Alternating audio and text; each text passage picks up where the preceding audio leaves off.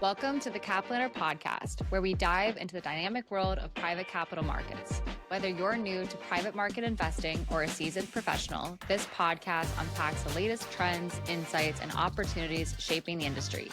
Featuring expert guests and deep discussions, Cap Planner is your go-to resource for staying informed and inspired.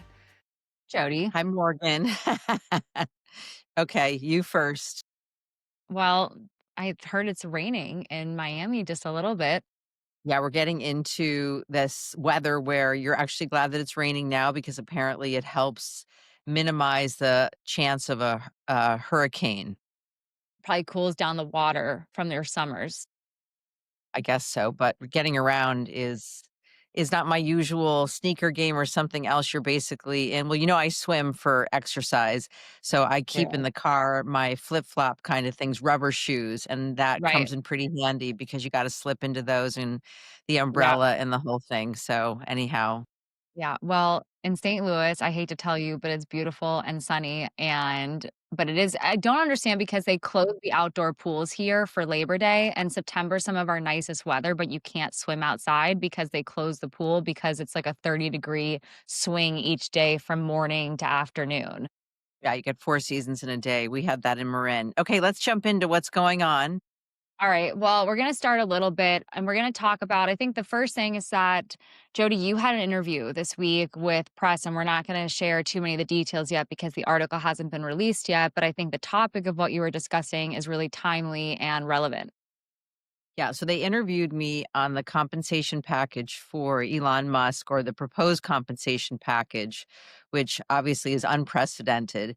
And they wanted to hear, they actually had a number of CEOs they were asking about, but really the only one that I had commentary on was Elon, in that he really couches very much what the private capital markets stand for, and being, a founder CEO in like par excellence, right? Top of the food chain. You can't really argue that, whether you like him or you don't like him or you agree with his politics. You have to agree that he has really raised the bar in terms of someone who came from initial idea to implementation. And my view on it was Real that, entrepreneur. yeah, real entrepreneur. And he hasn't stopped, right? And really in keeping with this, he proposed this compensation package that is very metric oriented, very deliverable oriented, but it's obviously in a magnitude that no one's ever even heard the likes of $1 trillion compensation package. Yeah. I mean, I think it's an interesting point because we look at compensation, or we can look at compensation too by how experienced the CEO is, whether they're a first time, second time, third time. And we do see that there is a premium for CEOs that are more experienced.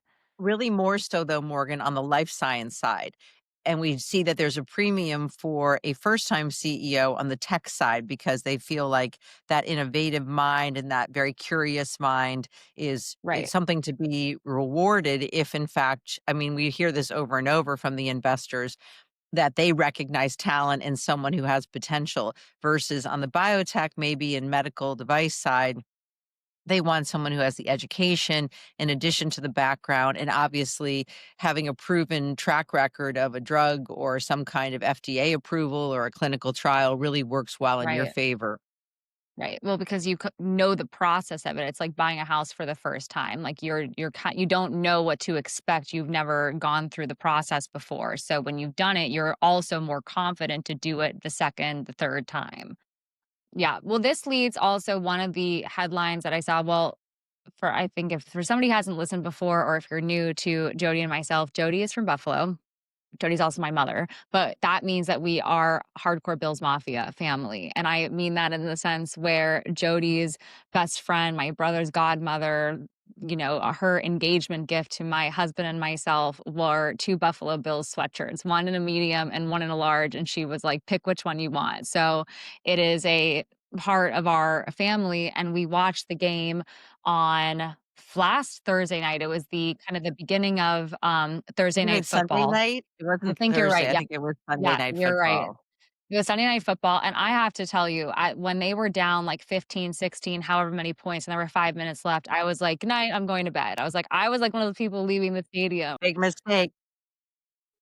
And so, of My course, the Bills pulled it out by 1 point, and it really was a complete, I think, mindset of people from Buffalo and that ride or die mentality and the Bills Mafia and the fact that you've gotta have that hustle and that grit and make sure that you Right. don't bail at the 11th hour because that's the thing about the Bills is that you don't know that can count on the fact that they're going to try and make that Hail Mary, and in fact, they did. The kicker is the one who really saved the Okay. day, but The kicker and also Josh Allen because I've also watched Hard Knocks, right, which is like the Hard Knocks preseason or training camp with the Bills, which I really think the NFL is, like, doing a great job of hyping up the Bills team in general because God willing, fingers crossed, this is their year to win the Super Bowl. It's their last year in Highmark in Stadium that before they move to the stadium, new yeah. one.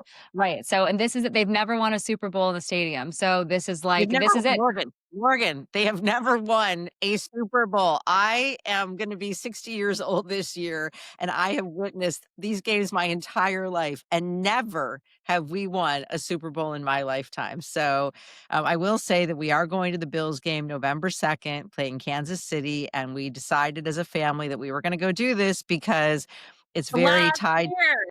It's the last year. It's very tied though to the my mantra of how you do anything is how you do everything, and it is the Bills' mindset and how they won that game and pulled it out, and Josh Allen's, really his words of like, "Don't you shouldn't" for those of you who left before the game was over, have more confidence in us, and I think it's really true to being an entrepreneur, and you gotta Yes. stay with it. Well, he really said in the post-game interview, which I really appreciated and thought was so true. He's like, "The game's not 55 minutes long. The game is 60 minutes long, and we play for 60 minutes, and we play, like, every minute and every second counts." And, I mean, for every time a workout instructor says it during a class, we're like, "You're not here for 25 minutes or 22 minutes, like, you're here the whole time." And I think that's so much of that founder mentality where that you have to Don't give give it up. everything you've got to be successful. And there how many studies that talk about how many no's people got before they got the yes, like, you have to keep going at it because you gotta persevere. Yes. So the next point of it is that Ty Haney, who is the founder of Outdoor Voices, has now returned to Outdoor Voices after a couple of years of being away. And But for those of you who don't know, Outdoor Voices is a clothing line. Now, we know it because we were in the Bay Area and there were stores, yeah, it's an athleisure company is what they call themselves. but it was meant to be a run up against, like, the Lululemons, and, of course, now Biore is out there. But, even here in Miami in Coconut Grove, at one point, there was going to be an Outdoor Voices store, but it never opened. So they have now hired her back because they realized that she was really the core of the business. Yeah. And I think really what's interesting is that when she stepped away from Outdoor Voices, I think obviously there's a lot behind the scenes of what happened with this, but so much of the reason why, I mean, I can really speak for myself, and I think I'm more of a clientele for Outdoor Voices, and Jody, frankly, so are you because you wear those exercise dresses really well. But Ty Haney had such a vision in Vision, mind yeah. for the company, right? And she really knew where she wanted to take it and who the clientele was going to be and what the type of people who were going to wear it. And it was really geared towards people who were active in any way, shape, or form, whether their activity was walking the dog, whether their activity was running marathons. And I think that people thought that Outdoor Voices could really just continue without her, and it wasn't as successful because she really was so much of the company, which ties back, Jody, to your interview about executive and CEO compensation. You can obviously benchmark compensation with market data. There are numbers, you can make sure it's competitive and in line with Not market, but everyone then alwa that's exactly what I said to the reporter, is that someone like Elon does not fall into a percentile because he's in a league of his own, and the same thing with this Outdoor Voices CEO in that she had, and it's very much also tied to the Bills' ride or die, is that it didn't go exactly the way she thought, but the story wasn't fully written yet.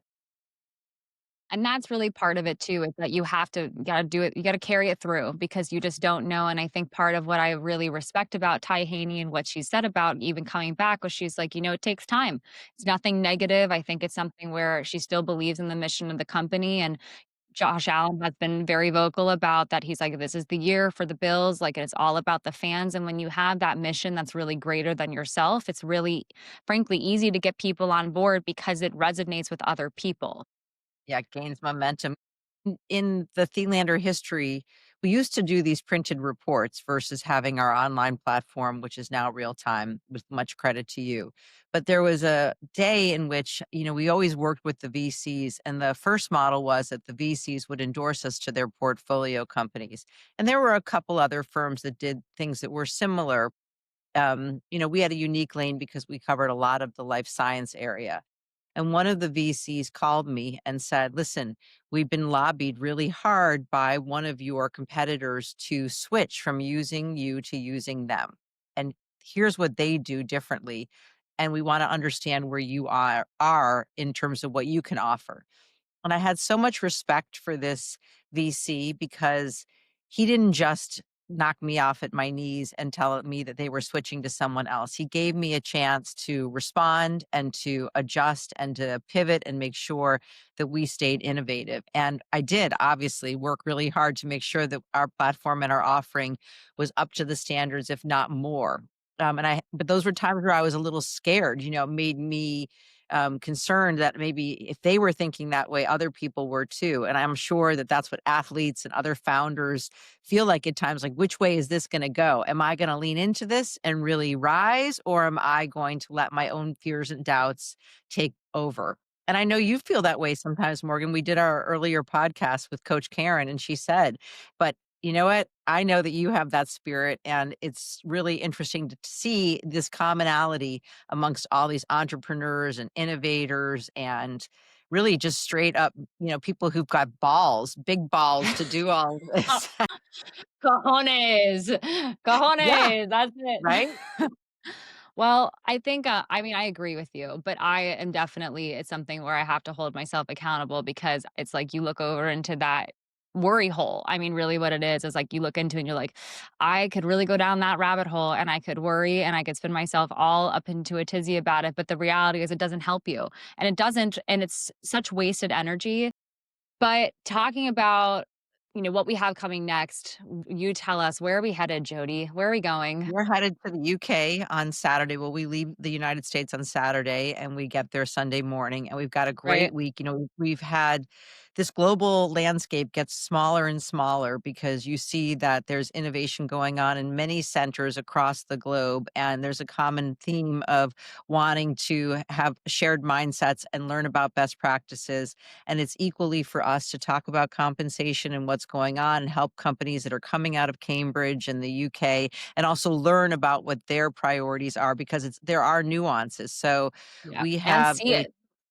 yeah, we have a tour on Monday of some lab space in the UK in London, and then Yep. we Do have that. we have a presentation on Tuesday at a law firm where we have about 10 CEOs and other key executives from companies based in the UK. And then Wednesday, we go to Cambridge for a BioCentury event called Grand Rounds, where they're helping companies coming out of the academic environment and make sure that they get some tools and resources. So we get to participate in that as well, let alone the mother-daughter time, Morgan. So how's your It's true. packing going with all of this? I know that you really suffer through sometimes. I don't suffer because I just put it off long enough that I don't have time to suffer, so I just delay it, but also, Jody and I could not be more different in this area because Jody started talking to me about her packing, like, 9 days ago, and we don't leave until tomorrow, but I think that packing like, my home wardrobe and, like, my work from home wardrobe, and then also just my personal life, like, weekend wardrobe is very, very different than work, and my significant other does not like when I wear a blazer, like, to dinner or things like that, like, Yeah. it's not at all the look, so it's really Well, something where I think it's really important to understand that there are different lanes, but I will impart some wisdom to our audience that it's very important when you are shopping that you are thinking about packing. So to just buy something that doesn't fit in with the rest of your wardrobe ends up being more of a problem than something great. So I for think me, it's more of a packing, question that's what I was gonna say, you are an expert packer, and I yeah, think part of this, what we're gonna carry share is on only, oh, only a literally carry on took a bag. Yes, Jody and I, when we travel for trips, regardless of whether it's in the United States or it's not, and no matter how long it is, we are both in carry-on bags because you cannot risk the fact that your bag doesn't make it, because Or then that what do you something do? happened. Right. Right, and I'm not willing to lose whatever jacket's in there because I don't wanna have to deal with replacing it. Well, also that you need to be, and this is, I think, a good way for us to wind up. You need to be agile and flexible. And if that plane ends up having a problem and you have to get off and run to another plane, then you need to be able to have your bags with you. But the way that we present when we go, there's also a mindset, consistent with the how you do anything is how you do everything. And we have sort of a Thelander brand, and us showing up and how we dress is also setting the tone for it's different in Cambridge versus being in London versus being in Miami or San Francisco or Boston or New York. But there is a certain standard that Yeah. we have in terms of how we put ourselves together because it's reflective of our data and our mindset and our integrity and our loyalty and everything. And also we because Jody and I do a lot of these speaking things together, I mean, Jody's really the star of the show, and I try to make sure that things just flow and feed good questions to her that will be relevant for the Well, I audience. don't agree with that. I think that I would not it's more of a collaboration, but I appreciate the compliment. I'm serving it on a silver Tiffany platter, Jody, I all for like that with you. my monogram, "Jode for the win." I think that part of it with it also is that when you go and travel for work, you're seeing some of the same people, so being aware that you're not wearing the exact same thing each time matters. That makes a difference, and then also talking about the weather, Jody, like, London's gonna be pouring rain, so it makes a difference in terms of shoes and stuff like that. But do you think that you learned this is something that you took away from your Ralph Lauren days? Yes, Or do you think you absolutely. had this the whole time? I was listening to the podcast actually you sent me, and the stylist was talking about Hailey Bieber, and that even though she was the stylist for her, that Hailey always had style to begin with. And I think coming from the legacy that I do, my grandmother, my mom, and you too, you have a certain eye for it, but to make sure that it's curated in the right way for the audience and for the agency or the speaking deal that you're gonna have, it's really important that it all comes together. It needs to be thoughtful and curated, like everything Yeah. that we do. Yes, that's true. I think that's a really nice way to wind up. Well, Jody, I will see you in London over the On weekend. Sunday, I can't Yeah. wait. Safe All right. travels. Yes, you too.